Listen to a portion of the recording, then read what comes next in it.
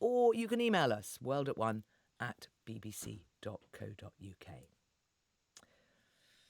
When Eleanor Williams claimed she had been trafficked, raped and beaten by an Asian grooming gang, the claims caused uproar in her local community of Barrow, on the edge of the Lake District. There were demonstrations by far-right protesters, and at least one Asian family and a local journalist were forced to flee their homes after they received death threats. Yesterday, Ellie Williams was convicted of perverting the course of justice. She had invented the stories, as she had done previously when she had falsely accused other local white men of rape. We'll speak to one of those affected in a moment. First, though, our reporter Phil McCann has been following this story. And Phil, it is quite astonishing the scale and length of time that she deceived people. It's unbelievable. I mean, it was 2020 that she first put this post on Facebook, making the allegations that you've just listed, accompanied by pictures, photographic evidence of her bruises. But it was a year before that she'd been speaking to the police, making, increasingly fantastical allegations about named individuals, some of whom were arrested, one of whom, who we're going to hear from, spent time in prison on remand after they were charged. And then it's been, a 3-year wait for them for this to come to trial, and for them to get the verdict that, of course, they wanted, showing everybody that they were completely innocent and exonerated. And then more claims from her, and she even attacked herself with a hammer to have the injuries.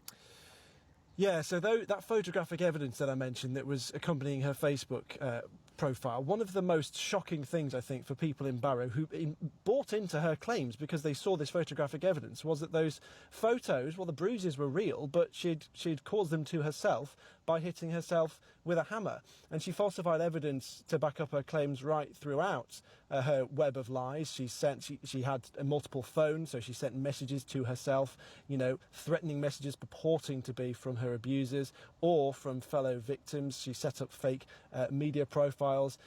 But eventually, after the police started looking into her claims and the alibis of those that she had accused, it was actually quite straightforward for them to disprove the many, many claims that she had put forward to them. So Phil, what has been the impact on the town? Well, we heard from Simon Fell, the MP for Barrow, who really said that it drove a wedge, put Barrow through the ringer. It caused a huge amount of division. For the victims, a couple of whom I've spoken to, their lives were ruined, they said, because they got, people shouted pedo at them in the street or scrawled insults on the sides of their houses. Their mental health has been ruined. But people in Barrow, in many cases, of course, were just worried by what she'd written on Facebook, worried that there was a grooming gang operating in the area, and in many cases were angry. And now, of course, they've found out that all of that anger and the money that many of them donated was all for nothing. Phil McCann, thanks very much. One of those accused of rape in the earlier case was Jordan Trengove. I asked him how he met Ellie Williams.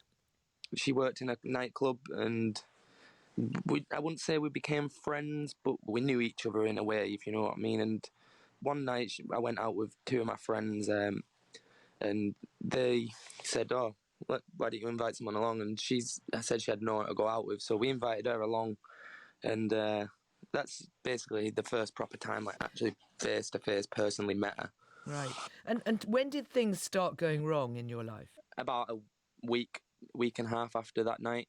I was laid in bed, fast asleep, and I just got woke up by about, I think, 4 or 6 police officers just stood at the bottom of my bed. Like, listen, you're arrested on a suspicion of rape and ABH and administrating noxious substance. Right. And how long did you spend in prison? 10 weeks.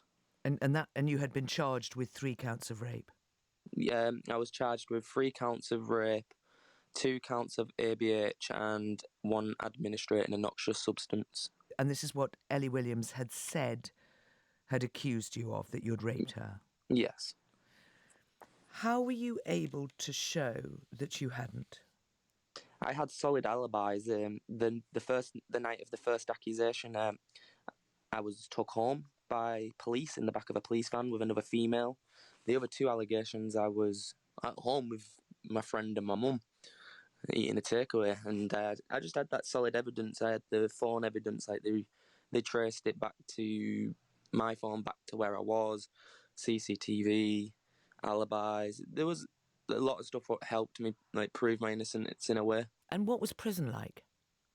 A very, very scary place. You don't want to be in prison just in general, like, but when you know you haven't done anything wrong and you're sent to prison, it just makes it that bit worse. And I wasn't put into like the normal prison community. I was put in the sex offenders community. Right, and you were what? I think you turned 19 while you were in there, weren't you? Yeah, I spent my 19th birthday was a week after I was in there. Eventually, what? The police accepted that you were innocent, and that's when you were released. I was released on bail to a place called Working, and I wasn't allowed back in my hometown. And then I just got a phone call about a week later saying, you've been acquitted of all charges, you can go back home to your family now. I mean, the unusual thing about this case is that wasn't the end of it, was it, for you, in terms of how No, it it affected wasn't. your life? I came out of prison, I was called rapist, I had people threaten to rape my partner's kids and traffic my partner's kids, I had people threatening to burn my house down. Just the verbal abuse and the way people went towards me, because I was also named in the paper, so people knew who I was. They were just people who believed Ellie and didn't actually know me, were just taking Ellie's side, and it wasn't a nice time Okay, to so be going through it all. it then flared up again, didn't it, when she made accusations against more local people? Yeah.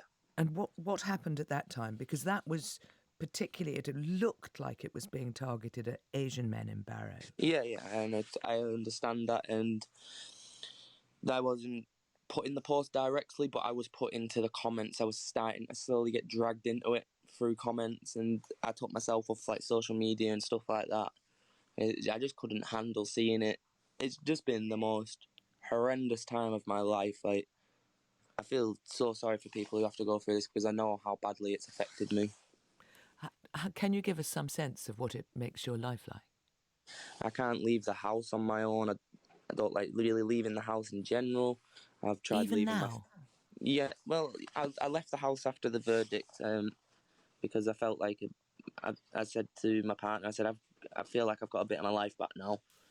So what, this was when you knew that she had been convicted? yeah, once she was found guilty, it was like a big weight lifted off my shoulder. But it still affects me. I get angry. I can get upset. I can get depressed. I've got complex PTSD because of it. Also, my emotions just are all over the place with it, and it's a little bit harder to regulate my emotions due to me being autistic as well. So it just adds pressure on, if you get what I mean. But now that the verdict's out and after sentencing, I'm gonna get myself better and get my life back, because at the end of the day, basically she's took 4 years of my life away, so I want to get them years back in my life. And you went to court, didn't you, to see what would happen? Yeah, I was at court yesterday for the jury going out, which happened at 10:45. They were sent out, and then I think it was 2:30 the verdict was given. And you were in court to hear it? Yeah, I was in court with my partner to hear it. What did you do? I looked at the jury and I just gave them the biggest smile ever and just thanked them in my own way. Jordan Trengove. Now, young disabled people are waiting years to find the right support to help them live in